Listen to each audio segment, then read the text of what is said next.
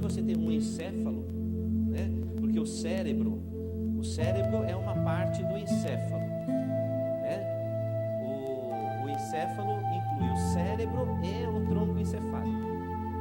Aí você vai falar de ele teve morte encefálica e doou os órgãos, e não morte cerebral, porque a morte cerebral não é a morte em si, mas sim a morte encefálica, né? Ele pega todo o encéfalo. Então você tem os hemisférios cerebrais, então o hemisfério cerebral, você tem o cerebelo, o tronco encefálico, então toda a estrutura, o encéfalo.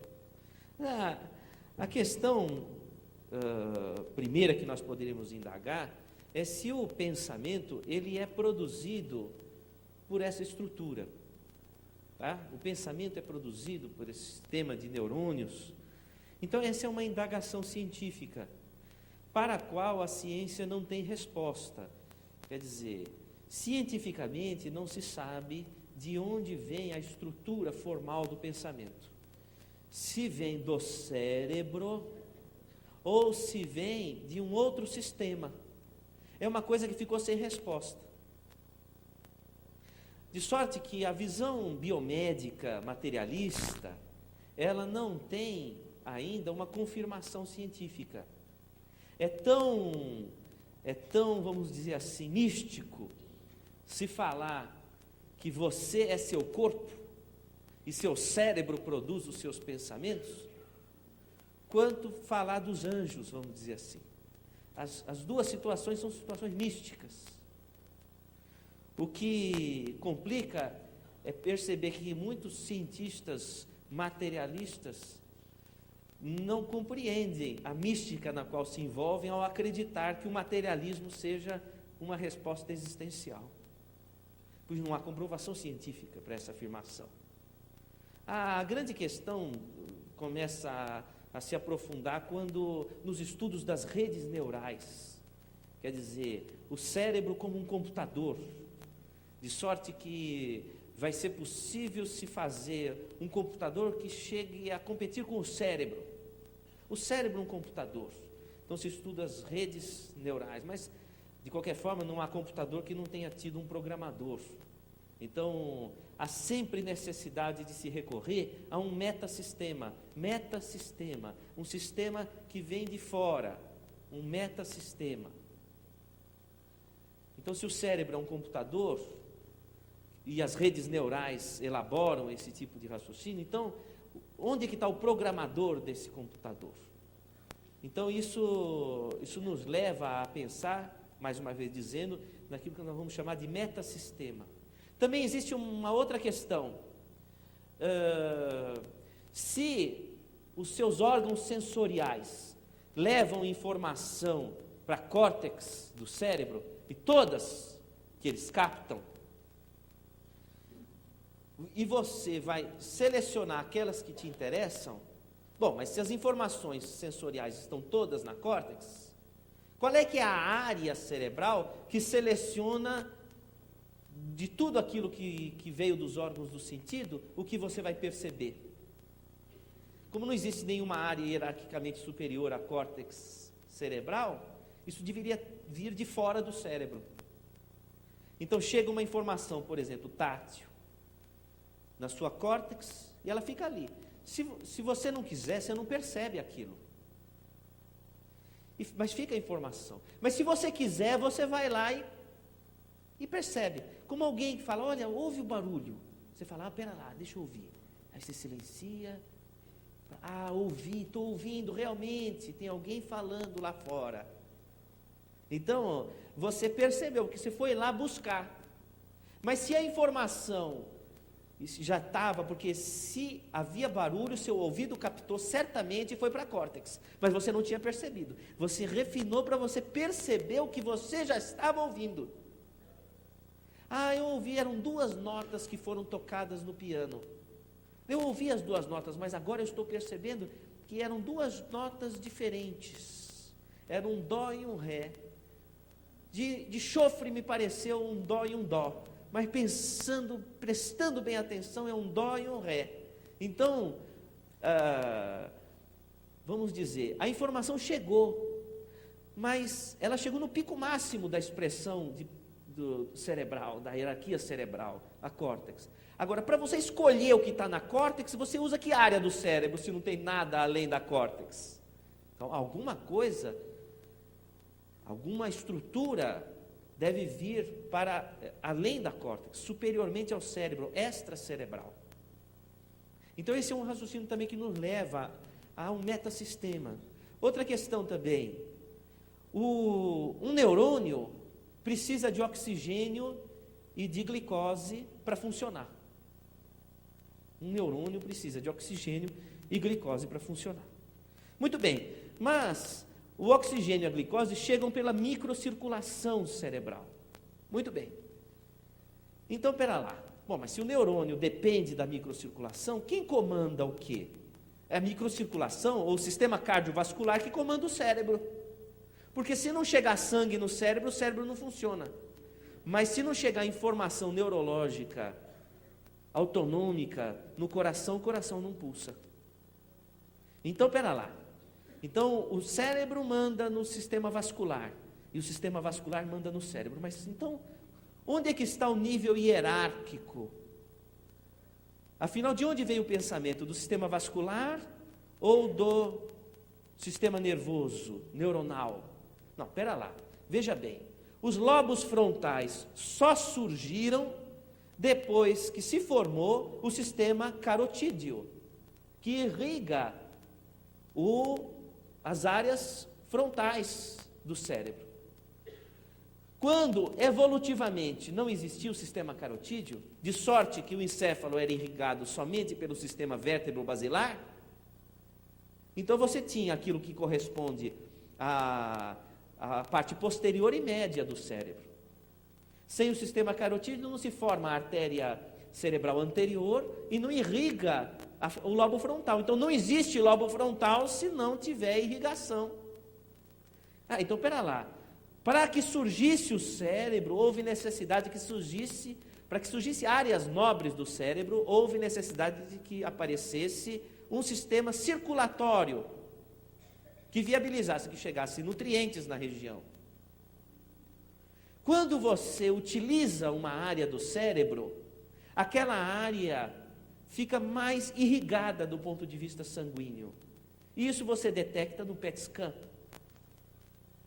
Então, pera lá, quando você pensa, você ativa o sistema cardiocirculatório, e isso permite que aquela área cerebral funcione. Então, será que é o sistema cardiocirculatório que comanda o cérebro? Mas sem os neurônios, o sistema cardiocirculatório descompensa. Então, você não tem uma relação de hierarquia entre um sistema e outro. Há de se pensar também que, embriologicamente, o coração se forma antes do cérebro. Com 21 dias depois da fecundação, o coração bate no corpo do embrião. 21 dias depois da fecundação. E é a posição mais cefálica do embrião. Depois o coração desce, e depois o cérebro se fecha. Então a gente teria, a ideia seria o seguinte, imagine uma gangorra. Então você tem de um lado o cérebro, de outro lado o sistema cardiovascular. O eixo da gangorra é alguma outra estrutura que dá ordem de comando para as duas. Seria um metasistema. Um metasistema. Bom, a verdade é que nós estamos aqui discutindo de onde vem o pensamento do cérebro, pelo que se conhece hoje de neurofisiologia, de neuroanatomia, de neurociências. Fica uma incoerência se pensar que o pensamento venha do cérebro. A ideia de que ele se reflete no cérebro. Isso pelos argumentos da neurociência contemporânea. Por tudo que colocamos, se você for explorar, há que se chegar à conclusão de que é um metasistema. Muito bem. Também vamos dizer assim, o que seria esse metasistema? Será que é o psiquismo? Bom, mas aí então nós estamos lidando com a seguinte questão. Se o indivíduo, para pensar, consome oxigênio e glicose, ativa o sistema circulatório, e então o pensamento, que é um fundamento do psiquismo, ele não é simplesmente o imaginário compreendido como uma realidade virtual, como a imagem de um espelho, que você vê com perfeição, mas você não tem como tocar. Não. Esses elementos do psiquismo, o pensamento, as emoções, eles provocam o consumo de oxigênio e de glicose cerebral. Sendo assim, são estruturas reais e não virtuais. Então, o imaginário tem impacto sobre o físico. É uma energia, o imaginário, o pensamento, o sentimento, o psiquismo, a alma tem uma representação concreta, é real, existe no espaço. Então, na nossa forma de entender, a ciência já chegou a esta conclusão, que a alma existe no espaço. Quando o Freud, em Interpretação dos Sonhos, em 1900, ele publica a Interpretação dos Sonhos, 1889, ele observa que a pessoa é dotada de vida psíquica, mesmo quando as atividades cerebrais estão dormindo. Não estão funcionando as áreas inerentes à atividade de vigília, do estar acordado, do poder prestar atenção à vida psíquica, mesmo quando o indivíduo tem o cérebro, entre aspas, apagado, do ponto de vista de estado de vigília. Olha, espera lá, que coisa engraçada. Se existe vida psíquica, mesmo com o cérebro, entre aspas, apagado, então a vida psíquica é extracerebral. A gente, estudando a interpretação dos sonhos, nós vamos ver diversos autores e diversas pesquisas que demonstram que a atividade de memória, ela é acentuada durante o sono. O Freud percebeu isso quando ele analisou alguns pacientes em que ele estranhava determinadas figuras que vinham no sonho, ou imagens que vinham no sonho dos pacientes, com muita clareza. Por exemplo, um caso dele, em que o indivíduo lembrava, ele sonhei com uma samambaia e o nome científico dela. E eu lembro como é que era o nome científico daquela samambaia. E que coisa estranha, porque ele não era nem botânico nem nada. Como é que pode vir no sonho o nome científico de uma planta de uma pessoa que não tem nenhuma afinidade com o assunto?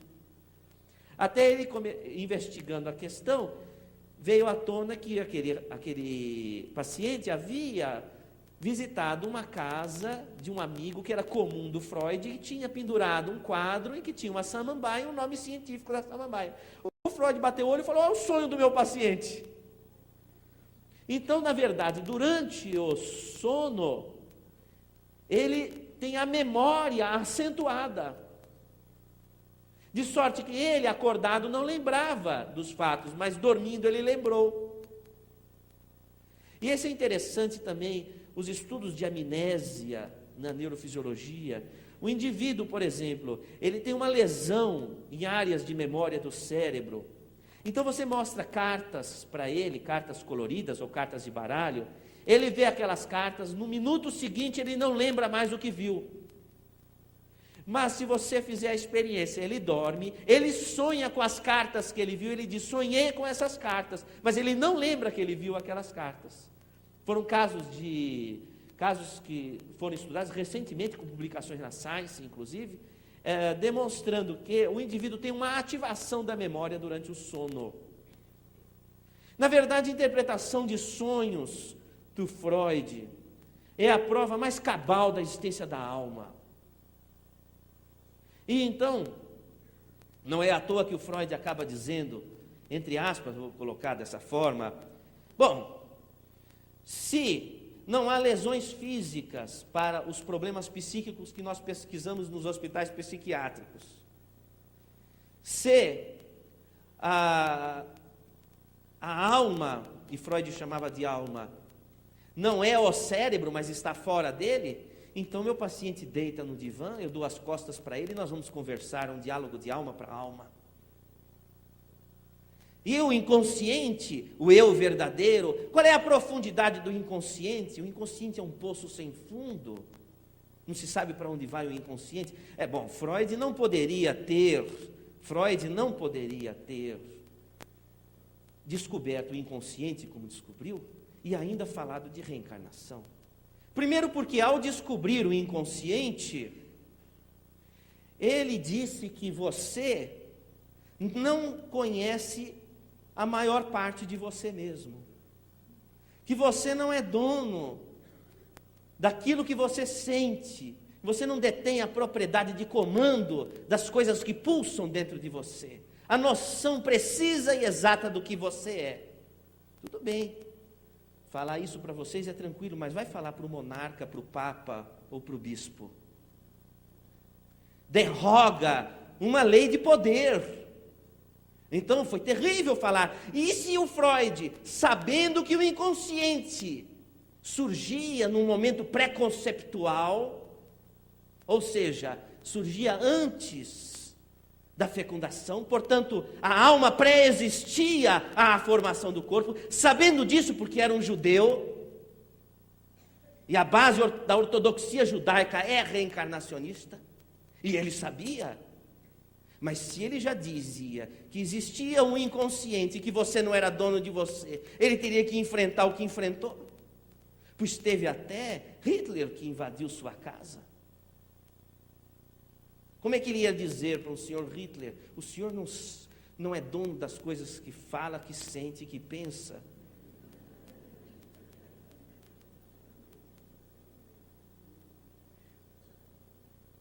E se ele dissesse, e mais ainda, se hoje veio como Führer, se hoje veio como Papa, se hoje veio como um rico, na encarnação passada pode vir como uma pessoa obscura. Então ele iria derrogar todas as bases políticas da hierarquia de poder. Ele deixou para Jung falar isso. Deixa para Jung dizer a outra parte. Eu falei do inconsciente, você fala da reencarnação. Assim aconteceu com Wallace e com Darwin. Wallace e Darwin descobriram a mesma questão evolucionista. Darwin, aqui no Equador, Galápagos. Wallace, na Polinésia. Descobriram que o organismo humano foi construído no decorrer da evolução. E de repente, a assertiva criacionista, a assertiva bíblica da criação pelo Adão e da Eva, só poderiam ser compreendidos não na sua figuração literal, mas como metáforas. E isso derrogava um dogma fundamental da igreja. Como é que Darwin iria falar que a evolução das espécies fazia coerência com a doutrina reencarnacionista, evolucionista? Olha que perfeição! A filogênese é a ontogênese da alma. O espírito se desenvolve ao longo da evolução das espécies. Coincide a visão hinduísta e espiritista com aquilo que estamos descobrindo aqui em Galápagos. Não, seria demais. Deixe para Wallace. Wallace não teve a notoriedade da época, porque se dizia espírita, adepto da doutrina de Kardec. E para a sociedade real de Londres, não era bom que uma figura como essa notória aparecesse com todo um marketing que poderia ser atribuído a Darwin, mas está de bom tamanho. Afinal de contas, seria balançar muito a estrutura da igreja anglicana.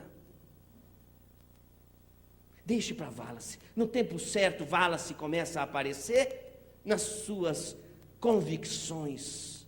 Vai trazendo à tona a coerência que existe entre a reencarnação e a doutrina evolucionista. E hoje nós vemos, no raiar do terceiro milênio, publicações da Scientific American, já trazendo à tona uma peculiaridade desse grande cientista que foi Wallace, que acreditava na existência da vida após a morte e acreditava na reencarnação, na comunicação com os espíritos. Que interessante! E já entendendo que Wallace não teve a notoriedade que Darwin, justamente por conta dessas crenças. Então nós podemos dizer, a ciência já tem conhecimento suficiente para dizer: o pensamento não nasce no cérebro, mas se projeta sobre o cérebro. Uma lesão de uma área cerebral faz com que o indivíduo perca aquela função psíquica no contexto de sua expressão, mas a alma detém ainda aquela capacidade. A ciência já provou a existência do espírito.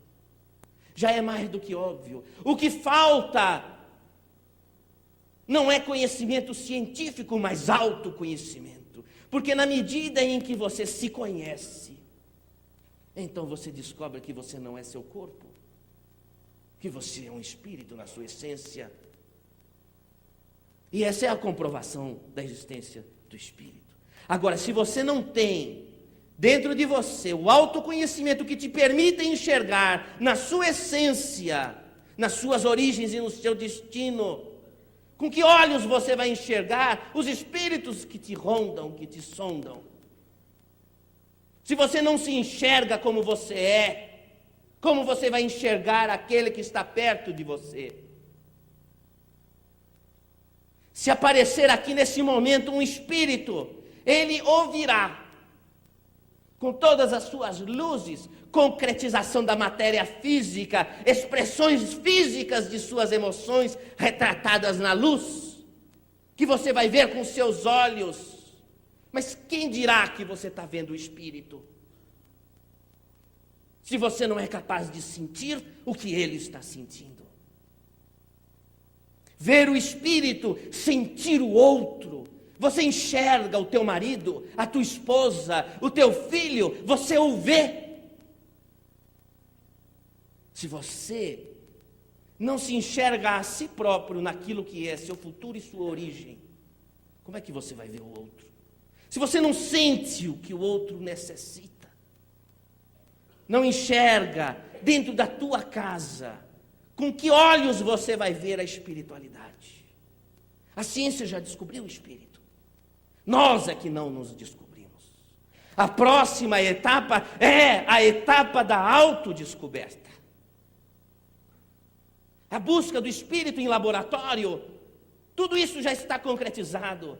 Da matemática de Gödel, que vai dizer que um cálculo matemático não se autoexplica, você precisa de outras equações exteriores para o explicar. Um cálculo matemático não é capaz de ter autoconsciência. Isso leva Roger Penrose, da Oxford University, a dizer: portanto, o ser humano é um ser biológico, psicológico e espiritual. E as origens do pensamento vêm de um metasistema. A matemática já provou isso. A fisiologia demonstra que não é possível a percepção, a não ser a partir de uma estrutura extracerebral. A ciência já provou a existência do espírito. Nós é que ainda não nos enxergamos. A etapa da ciência é uma etapa vencida. Agora é a hora de nos enxergarmos. Diríamos que agora é a hora de Jesus. Sim, agora é a hora de Jesus. De nos enxergarmos. Próxima transparência, por favor.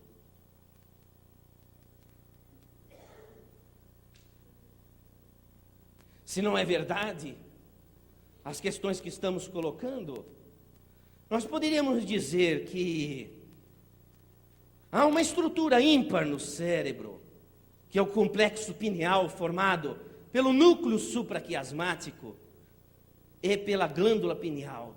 Esse complexo é capaz de captar ondas do espectro eletromagnético e converter em estímulo neuroquímico, como vocês puderam estudar em física quântica. E então as ondas magnéticas transportam informação. E você fala no telefone celular, e você se emociona quando fala com uma pessoa querida. E sabe o que ela está sentindo, e todos aqueles sentimentos e sensações passaram pelas ondas magnéticas que chegaram no seu aparelho. E assim também é no seu cérebro, que tem os mesmos instrumentos e mecanismos. E você tem essa área no cérebro, que é capaz de converter as ondas magnéticas, munidas de informações emocionais. E tudo isso causa um impacto na estrutura cerebral que vamos estudar. Próxima transparência, por favor.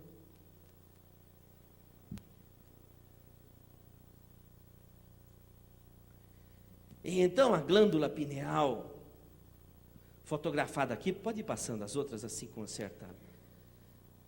Ela é uma estrutura pouco conhecida, inclusive na sua anatomia. E não existe uma estrutura pineal, uma glândula pineal igual a outra. Como não existe uma pessoa igual a outra. Próxima transparência. E ela apresenta uma estrutura que as tomografias aparece calcificada e que, investigando, nós vamos perceber que é como se houvesse um caramelo próximo à glândula pineal. A microscopia eletrônica, cristais de apatita, estruturas diamagnéticas.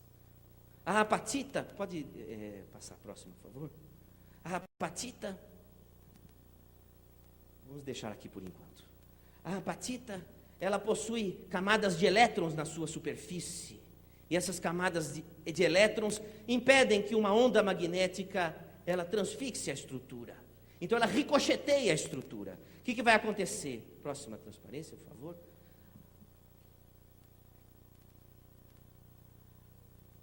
A glândula pineal incrustada dessas estruturas, ela,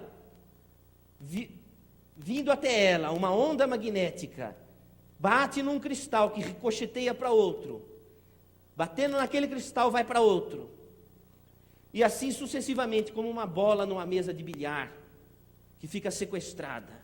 Quanto mais cristais a pessoa apresentar, maior capacidade de sequestrar essas ondas magnéticas, impregnadas de informações, que vertem para as áreas cerebrais, com informações emocionais. Próxima transparência, por favor. Essas informações vão chegar naquelas estruturas próximo à glândula pineal. Essas estruturas têm uma ascendência sobre todo o sistema hormonal. Por exemplo, sobre os testículos ou os ovários, as mamas, a musculatura lisa, como por exemplo, das trompas ou do útero. Então, a pineal capta aquela onda magnética com informações emocionais. E aquela onda magnética é vertida em estímulo neuroquímico, trazendo na química as raízes das mesmas informações, que vão alterar a produção hormonal e vão trazer impactos sobre, inclusive, as estruturas reprodutivas. A gente pode até dizer coisas interessantes. Essa área próxima à glândula pineal é uma área envolvida com expressões biológicas do comportamento, como nós já o dissemos. E essas informações vão chegando às zonas de percepção da córtex, através do tálamo, por onde transitam também as fibras que saem dos núcleos da base, com as informações do passado, dos elementos inerentes a vivências passadas do indivíduo, que se conjugam às informações que chegam através da pineal. Então, da pineal chegam as ondas capturadas do espaço, e dos gânglios da base vertem as informações capturadas da essência da alma, como uma janela aberta, e aí há um cruzamento de dois elementos. O que o indivíduo alimenta dentro de si, e aquilo que ele determina como sintonia que se coliga a ele. Muito bem, se forem sentimentos os quais você guarda dentro de você, você tem domínio sobre eles. Mas na medida em que eles entram em sintonia com padrões de mesma expressão, adquire-se um volume. Esse volume é que vai trazer a ordem dos sintomas. Então você alimenta diuturnamente uma atitude negativa, por exemplo, uma palavra mal falada, uma inquietude interna, uma angústia, uma tristeza que você cultiva, e aquilo começa a verter como se fosse um vômito, dos núcleos da base, uma janela da alma, e vomita aquilo sobre a estrutura cerebral, e marca a sintonia com aquilo que é capturado pela glândula pineal, que representam as informações que vêm do espaço. Espíritos marcados pela mesma sintonia. E esses elementos, esses miasmas se encontram e se agigantam dentro da estrutura física da pessoa, provocando sintomas que vertem para os rins, para o útero, para as mamas, para os ossos, os músculos, o tecido adiposo, a gordura, os ovários, o testículo, a tireoide, as adrenais. De sorte que as expressões do comportamento vão ter, através desses túneis, as marcas, as pegadas no físico. Os núcleos da base trazendo à tona os elementos interiores. É como se os receptores de dopamina, existem 5 receptores conhecidos de dopamina: D1, D2, D3, D4 e D5. Esses receptores de dopamina se interligam numa conexão de neurotransmissão que envolve a noradrenalina, a serotonina, formando uma rede complexa de neurotransmissão. Esse gradil, ele pode ser aberto ou fechado. Se você ativa o seu sistema circulatório através das revoltas internas, das revoluções internas da emoção, então há um alargamento desse gradil. E as informações passam com muito mais intensidade para as zonas de percepção da córtex. E você pode não suportar isso. São os estados de ansiedade, como nós já o dissemos. A ansiedade, da ansiedade derivam todos os processos patológicos. A ansiedade, como nós já o dissemos, é uma situação em que o indivíduo alimenta um conflito, sentimentos opostos dentro de si. Ora, veja, se você se casou com ela, diz André Luiz, no Evolução em Dois Mundos, não há na Terra ligações oficiais ou não, que não tenham vínculos graves no passado. Vai dizer também, você pode buscar o casamento terrestre por diversas vezes, sem encontrar a pessoa, as almas afins com a que você busca. Isso porque existem vínculos graves, ou existem distúrbios graves sexuais, distúrbios sexuais do passado. E em Nosso Lar ele vai dizer, 90% dos casamentos são verdadeiras algemas. Quando muito casal convive educadamente, isso quando não sai aos tapas. Isso o pessoal lá fora, aqui não. Então, vamos dizer, a pessoa, ela encontra o outro, encontra o filho, encontra a filha, o esposo, a mãe, a avó, o pai, o vizinho, seja quem for, encontra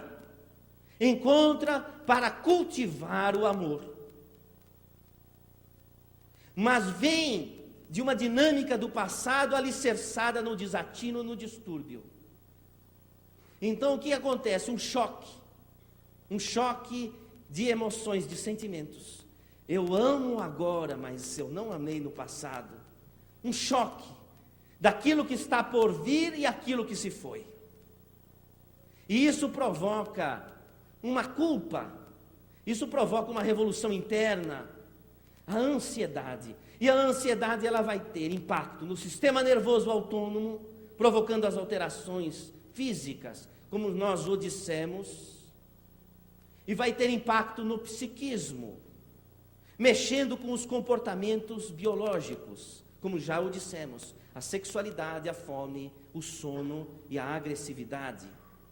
E esses comportamentos biológicos, eles daí deriva as despersonalizações, as desrealizações que levam às psicoses. De sorte que as moléstias vão derivar da ansiedade. É o estado de insônia, é o estado de hiperestesia natural das ansiedades, é que leva ao estado de transe do cérebro. E o indivíduo então fica em status mediúnico, com uma sintonia ansiógena, sintonia negativa, uma sintonia de culpa. E isso cria o volume dos sintomas. Nós poderíamos dizer, próxima transparência, nós poderíamos dizer que dos núcleos da base saem os filetes das informações profundas do ser. E a glândula pineal é uma antena que capta as informações vindas do mundo que nos cerca, daqueles que foram nossos inimigos, daqueles que foram nossos companheiros, daqueles que estão associados a nós. E tudo isso se conjuga e cria uma ativação. Se for positiva, se for encontro de fases, então nós vamos ter saúde. Se for um encontro negativo, nós vamos ter doença. Próxima transparência, por favor.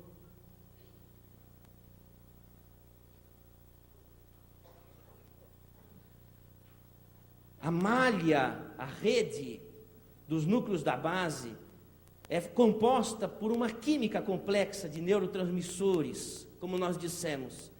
Um jogo em que prevalece a dopamina e se interconecta com a serotonina e com as moléculas da noradrenalina. Próxima transparência, por favor.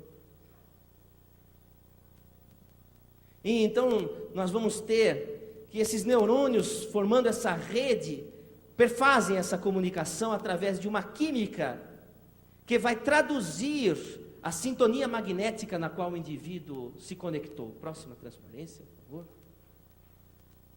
Aí nós vamos entender uma afirmação do André Luiz, que é o motivo do nosso pequeno seminário. No mundo maior, todos os centros endócrinos estavam em desordem. E os órgãos autônomos trabalhavam aceleradamente. É a adrenalina da ansiedade. O coração acusava estranha arritmia, que é causada depois de uma taquicardia em desequilíbrio, própria dos estados de ansiedade ou dos estados de transe mediúnico. E debalde as glândulas sudoríparas se esforçavam por expulsar as toxinas em verdadeira torrente invasora. Nos lobos frontais, a sombra era completa. No córtex encefálico, a perturbação era manifesta. Somente nos gânglios basais havia suprema concentração de energias mentais, fazendo-me perceber que a infeliz criatura se recolhera no campo mais baixo do ser, dominada pelos impulsos desintegradores dos próprios sentimentos transviados e incultos. Então, por conta do que falamos, na tentativa de explicar esse pequeno trecho da obra do André Luiz, dos gânglios basais, onde se aglomeravam as mais fortes irradiações da mente alucinada porque informações confusas vindas de um passado que não se entende, vindo das estruturas do inconsciente, desciam estiletes escuros que assaltavam as trompas e os ovários. A conexão entre os gânglios da base e o sistema reprodutor. O André Luiz ele vai dizer mesmo, as obsessões pegam a pessoa ou no estômago ou no sexo. São os dois pontos onde pegam a pessoa, ou no estômago ou no sexo. Então deve mesmo existir uma conexão entre os gânglios da base e, como ele vai dizer aqui, as trompas e os ovários. É interessante, porque não vai haver obsessão se não houver uma personalidade alternativa extrovertida pelos gânglios da base. Penetrando a câmara vital quais tenuíssimos venáculos de treva e incluindo sobre a organização embrionária de 4 meses. Então aqui a figura de um embrião se formando na sua forma de blastocisto, se implantando ainda no útero, mas possivelmente recebendo os influxos vindos da estrutura materna. Se esse filho tiver uma cumplicidade com os problemas da mãe, ele captura aquelas energias negativas. Se for um espírito que já transcendeu a isso, ele rechaça, ele não tem sintonia. Próxima transparência, por favor. É interessante, se o filho, ele tem sintonia com essas emanações tóxicas vindas da mãe, extrovertidas pelos gânglios da base, e então a sua tireoide não produz o hormônio necessário para induzir na hipófise materna a produção de ocitocina, que promova a contração uterina e decorra daí a fisiologia natural do parto. Ele não produz. É um espírito que captura toxinas e ele não consegue se articular na realidade que ele está. Da mesma forma, ele não vai se posicionar na bacia de forma correta. E o parto não vai ser um parto normal. Ele é que vai dizer.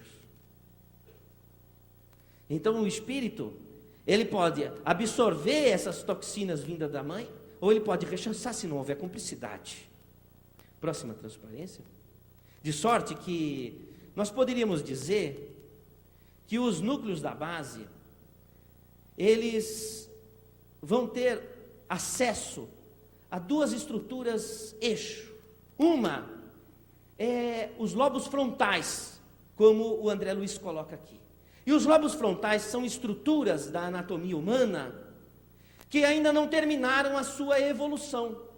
Sabe-se quando uma estrutura não terminou a sua evolução? Quando não existe na mesma espécie um padrão único determinado. Você vai analisar o lobo frontal de cada pessoa e de cada pessoa vai ser diferente. Não houve uma uniformização. Então não se terminou a evolução. Mas se você for analisar o diencéfalo, o seu é igual ao do jacaré. Porque já se terminou a evolução. Ele não está em evolução, já houve a evolução. Então o lobo frontal é uma estrutura que ainda não está cristalizada, ela não está rígida. Como se fosse ainda uma porta entreaberta. E que traz as representações da sua possibilidade de transcendência. E os gânglios da base, eles podem ter acesso tanto às funções de transcendência que te fazem julgar o que se passou contigo, entendendo como mecanismos de aprendizado. Ou se você não utilizar essas estruturas próprias do julgamento superior, fazem você cultivar as culpas de seus erros e ruminar a doença dentro de si. Os gânglios da base dão acesso para os lobos frontais, te permitindo transcender, aprender com o que se foi e não mergulhar no erro ou no passado. É uma janela para o além. Nós poderíamos dizer, porventura, que as trompas e o útero são a outra porta inversa da mesma casa. Pois se os lobos frontais representam a saída para o além, a transcendência do homem, o útero e o ovário representam a sua porta de entrada dentro da biologia do processo encarnatório, a entrada na vida biológica. Diz assim: o corpo resgata o espírito, mas o homem resgatará o espírito da matéria. Então o corpo nos permite entrar na experiência da vida, mas o homem, no aprendizado da vida, vai libertar o espírito da matéria. A porta de entrada e a porta de saída. É como diziam as duas amigas.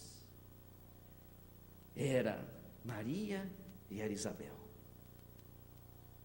E então, Isabel morava lá no alto do morro. E Maria lá embaixo. E então Isabel estava grávida de João Batista. João, aquele que Jesus disse, dos nascidos de mulher, João foi o maior de todos. E então João aparece em espírito para Isabel. Mãe, Isabel fica estupefacta. Avisa Maria. que ela receberá o mestre em seu útero. Isabel fica estupefacta e ele vai se chamar Jesus. Isabel fica espavorida. Ela ainda reverberava nos seus ouvidos quando Maria dissera: Isabel, quando for nascer João, acenda uma fogueira para que eu possa saber e te ajudar. Assim hoje se comemora, ainda hoje, a fogueira de São João. Então Isabel, estupefacta, desce o morro correndo assim que amanheceu.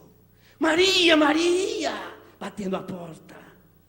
Quando Maria abre a porta, Isabel: Ave Maria, cheia de graça, o Senhor é convosco, bendita sois vós entre as mulheres, bendito é o fruto do vosso ventre, Jesus. E depois Jesus veio e nos trazer toda a instrumentação que nos possibilite a transcendência.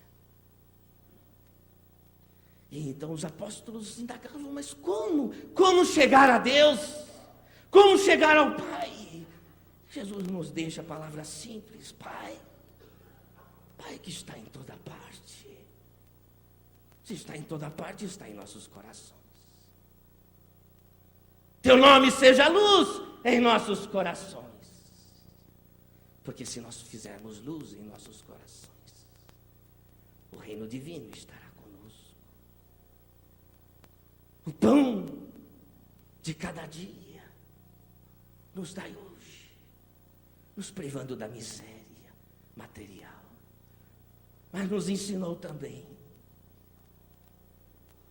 a extrairmos dos desatinos da vida o aprendizado do pão que alimenta a alma, nos ensinando a não jogar cinzas no pão do queixume e da lamúria de nossa condição necessária, porque estamos no momento certo, com a pessoa certa, na situação exata.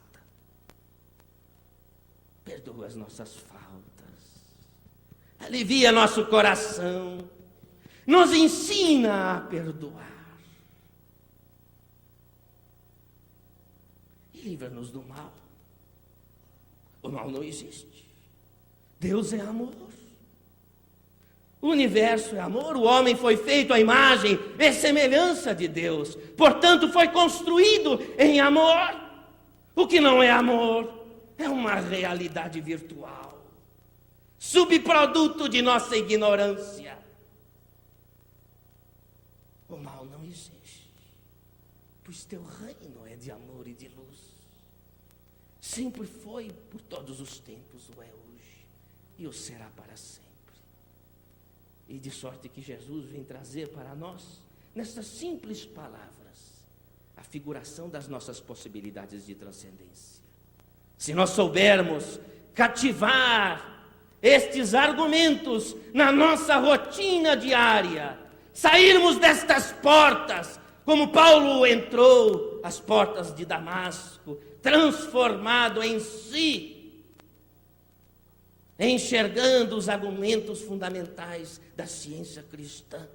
Se nós soubermos fazer isso, as toxinas que vêm dos gânglios da base vão ser estrume para flores que renascerão em nossas vidas, perfumosas, iluminando o jardim de nossa consciência, tão carente de luz. Que Jesus te ilumine, você e tua família, a todos nós. Que Jesus possa trazer um alento para nossos corações.